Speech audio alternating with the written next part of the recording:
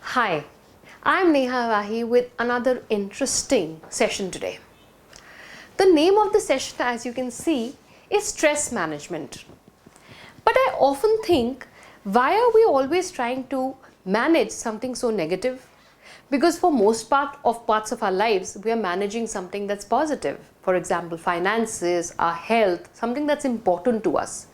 Stress is something that is least important to us and probably should not be a part of our lives. Yet we are trying to manage it, which means putting in a lot of energy towards managing something that's not even required. Isn't that a brilliant thought? Well, at that thought, let's begin this session. Because as students or educators or as parents, whoever's receiving this session at the other end, I'm very sure you be a professional, a homemaker, or as I said, be somebody who's involved in her or his studies.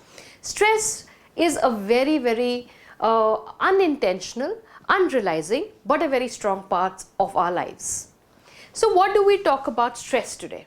Well, to define stress firstly, anything physical, mental, emotional that causes any kind of tension or strain is stress, that we know simply. But what is important is that stress is the wear and tear which our minds and bodies experience. Bodies wear and tear, I think very evident. Each one of us knows when our body is getting tired, when there's too much additional wear and tear, where we need to stop, where we have reached either a stage of exhaustion or burnout. But what about our minds? So much of wear and tear going on every single minute. They say that our brain moves faster than the speed of light or sound. So imagine at the speed at which it's brewing thoughts and circulating them around. Doesn't our brain deserve some kind of a break as well? Well, if it does, let's look at it very seriously today. When we're continuously trying to cope with the challenges or the changing environment that life throws at us or the world throws at us, I think the stress levels increase. And as students especially, you would agree with me that there is a lot of stress in our lives when it comes to changing environment or continuously changing situations. You're in and out of classes, you're in and out of examinations. There is so much additional pressure. You need to be great at sports, you need to have a great profile to apply to places, you need to speak well, you need to look well, you need to be presentable when you move around with your peers, you need to be updated, you should know what's happening in your country, in the world, yes? Otherwise you're mocked at. At the same time, you need to maintain your scores, do well in your boards or any class that you are in, so that you have a great scorecard to apply ahead. Now that is a lot of stress. So what is happening, as you can see, slowly the pressure starts increasing and it is far more than the resources that we have to cope with it. And that is exactly the point when stress can be debilitating, when stress can be damaging or even destructing. Yeah. So students or parents, all the listeners who are listening to us or watching this video, very important to keep a tab that is the level of pressure now getting larger than the resources. But so many times we don't even know what kind of resources do we have to meet this stress. Each one of us comes with inbuilt resources. I may have a very different coping mechanism than what you have, and what you have may be unknown to me. But do we even know what those resources are? For some of us, that resource could be self-talk or self-belief. For some of us, that resource could be talking to a best friend or a parent or an adult. For some of us, that resource could be taking professional help, like going to a counselor or a doctor or a psychologist or a psychiatrist. God knows what those resources are. For some of us, it could be simply listening to music, dancing away all the stress, writing into the diary. But identifying these resources is very important. Talking about resources, your resilience, your perseverance, your wish to get up and fight back each time there is stress, your potential to put yourself together each time you break is also a very important part of the resource list. So please identify, as this session is very crucial, and at some stage of your life, some domain of your life, some walk of your life, you may be experiencing certain stress. So why not implement these strategies to find out what are those resources that can pull us out of these stressful situations. Well, we all know that stress carries with it certain emotions, certain feelings, certain responses like worry, tension, tiredness and fatigue, fear, depression, anxiety, and even anger. You may say all this leads to stress. I will debate and say, oh, stress leads to all this. For example, people may not realize, at times we may not realize, we may be feeling very, very angry about something.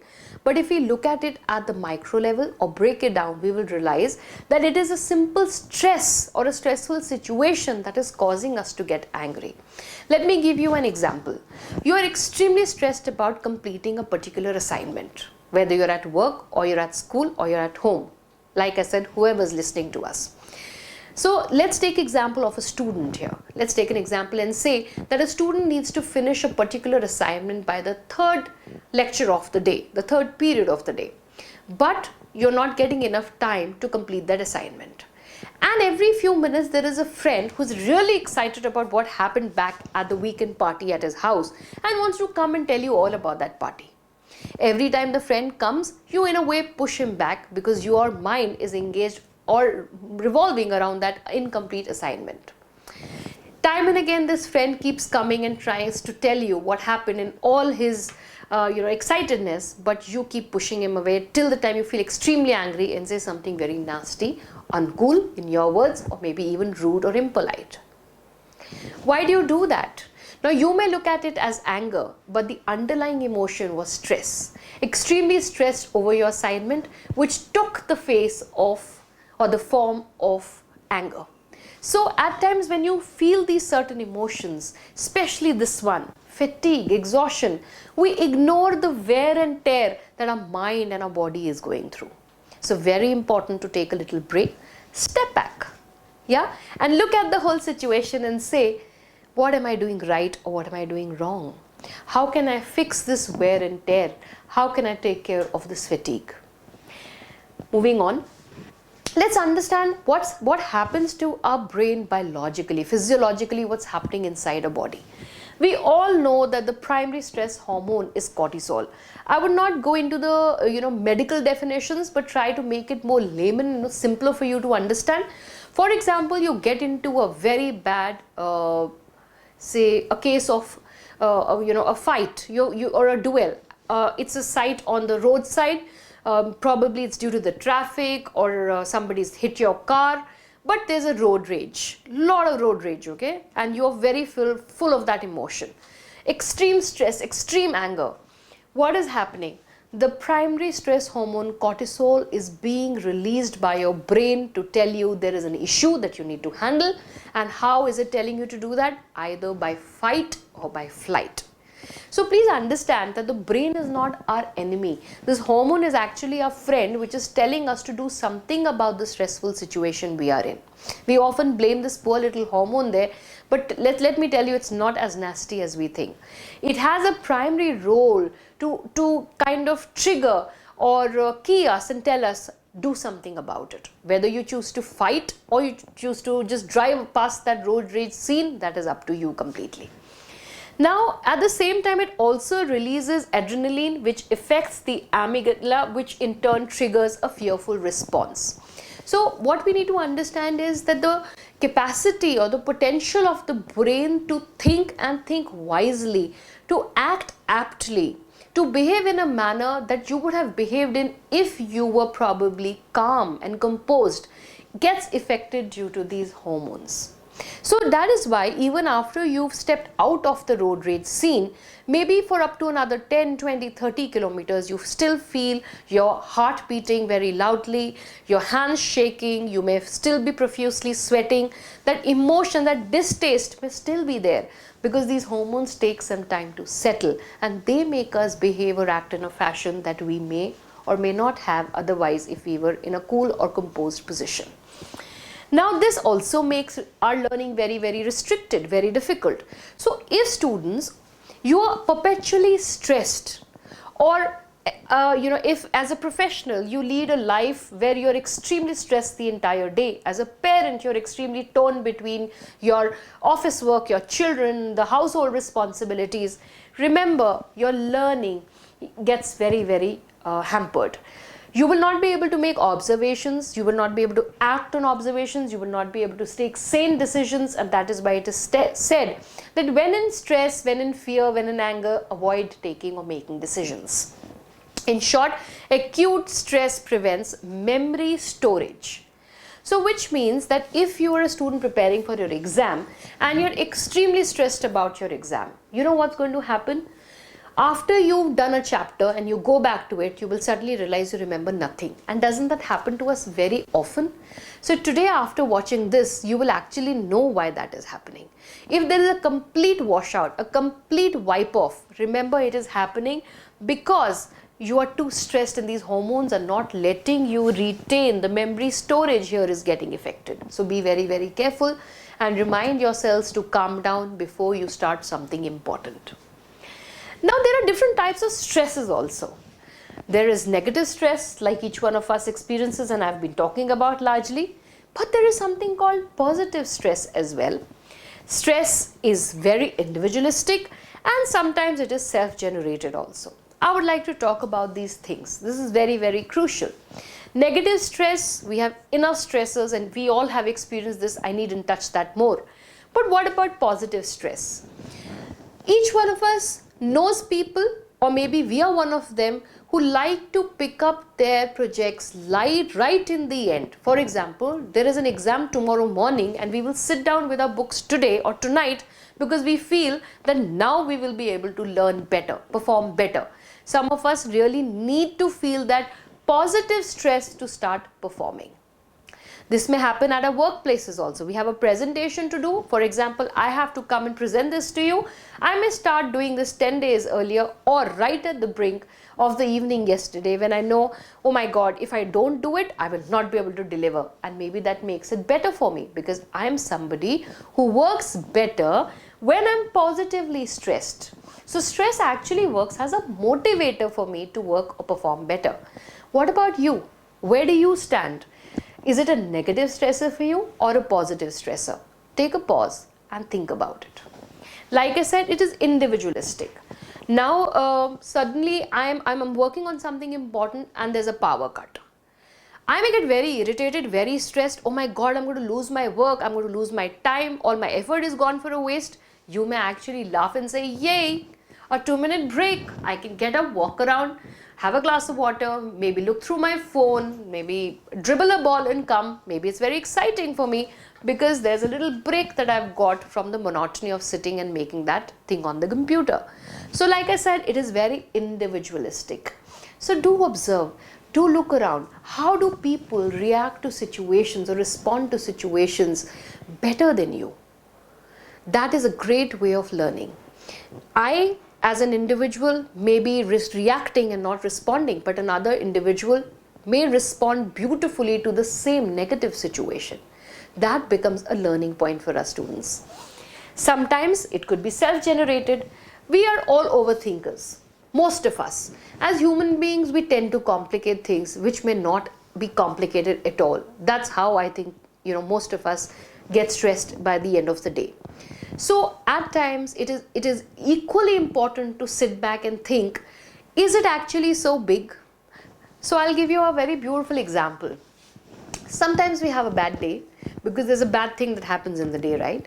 So we come back home and we tell our parents or we tell our family, we've had a very bad day today. Actually, if you were to break down that day into hours or into the things or the incidents that happened over the day, you would realize that only one incident or 1 hour of the day was probably not too good. The rest was excellent. Yet we are labeling the entire day as a bad day, as a negative day because of one incident. So sometimes stress could be very self-generated because repeatedly we are telling our minds, it was a bad day, it was a bad day, it was a bad day, I should start feeling very stressed and unhappy about it. So these are your cues. These are important points for you to stop and reflect. Moving on. Types of stress, external and internal factors play a very important role. Students, what is your physical environment? Where do you sit down to learn? Can you concentrate in your setting? What is the social interaction around you? do you cope with your school, with your peers, with your teachers?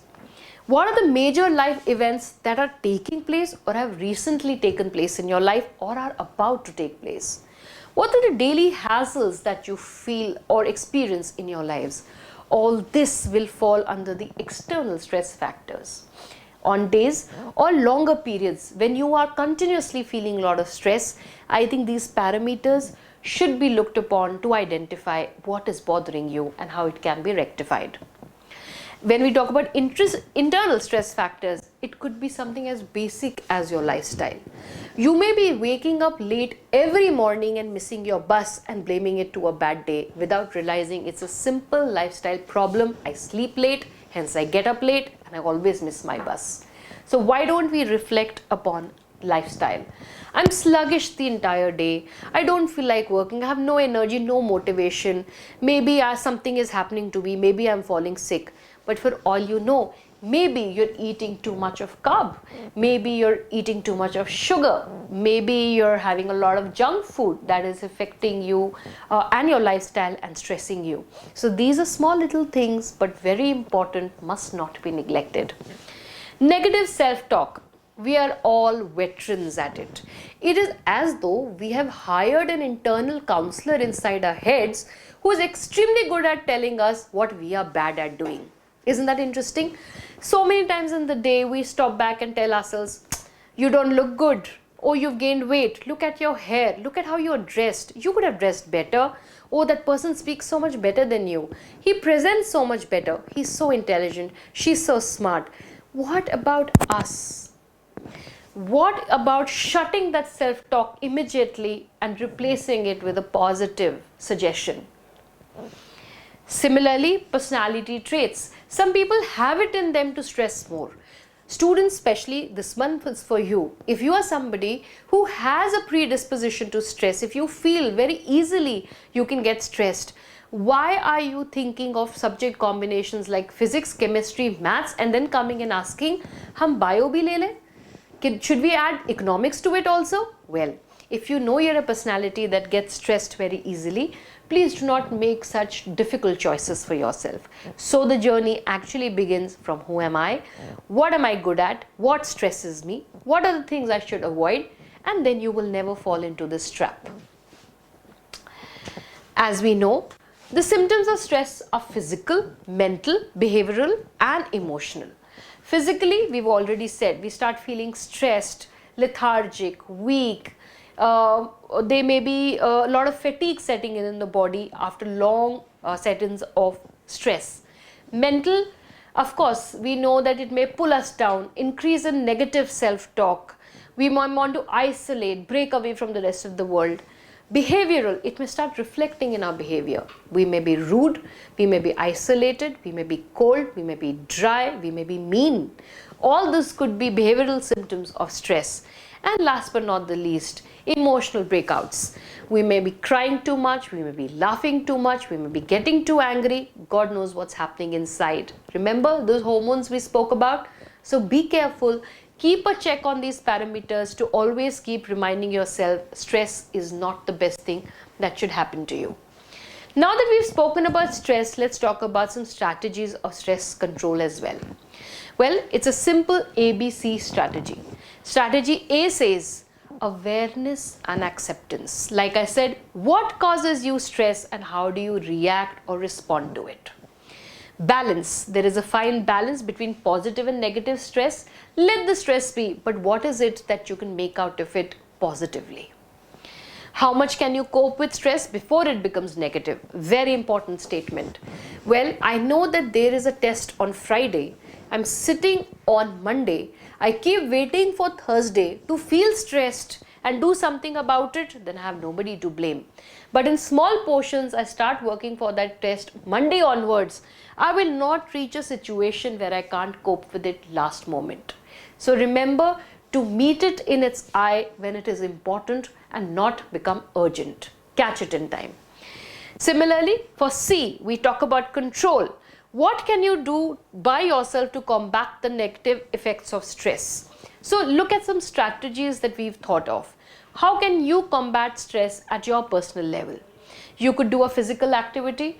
Trust me, just going for a simple walk, cycling around your society, your colony, going, like I said, and dribbling a ball, going for a swim, can all break you out of that mood, that stress immediately, can snap you out of that. Please get more sleep, healthy sleep, avoid gadget usage.